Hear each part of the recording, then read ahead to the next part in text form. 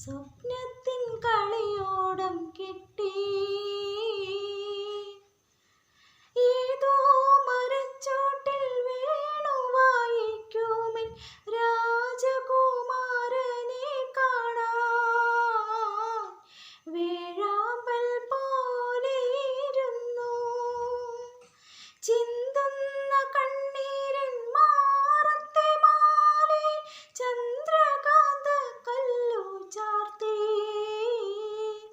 ചന്ദ്രകാന്ത കല്ലു ചാർത്തി.